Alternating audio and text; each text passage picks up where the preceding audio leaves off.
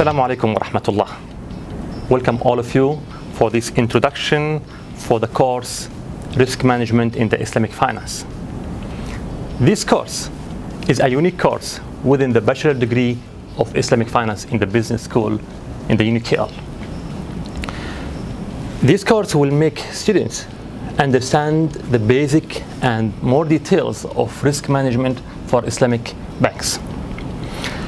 At the beginning of this course, we will give some comprehensive idea about risk and also the definition of risk management and the main process we use it for manage the risk, starting from identifying the risk, understanding what is this risk. Secondly, go for analysis of this risk. Third, we go for the evaluating the risk. And finally, we will treat and deal with this risk. The next step or next chapter, we will cover how Islam looked to the risk and how the Islamic perspective on managing the risk. How Islam encourages us always to manage the risk in a good way.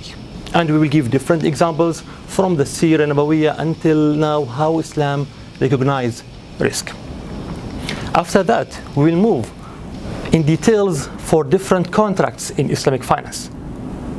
Like as we know that we have Murabaha, Musharaka, Mudaraba, Istisna, Salam, many different contracts in the Islamic finance. But we will look for it from the risk perspective. What is the risk analysis of this type of contracts? How we deal with it, how we mitigate it, how we manage it, how we measure it.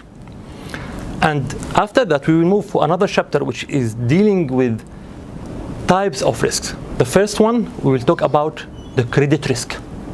Credit risk, we will talk about how will be the default risk and how we measure it, how we try to mitigate this risk. Moving for another second type of risk, which is credit risk, market risk. So market risk, we will talk about how the movement of the market will affect the banks. And we will talk on the measurement of this type of risk. We'll talk about the income gap and different methods. After that, we will move for many other type of risk, like liquidity risk, operational risk, and one of the unique type of risk in Islamic finance, which we called Sharia non-compliance risk. This type of risks that it's only for Islamic banks. If the Islamic banks didn't comply with the Sharia rules and regulations.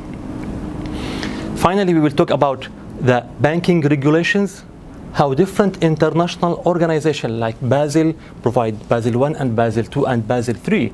They provide details regulation for the Islamic banks and also the Islamic Financial Service Board, IFSB, with their standards. At the end of the course, we will discuss different issues and different case studies of the bank failures and how the risk management deal with these situations. I'm looking forward to seeing you in the course, and thank you very much.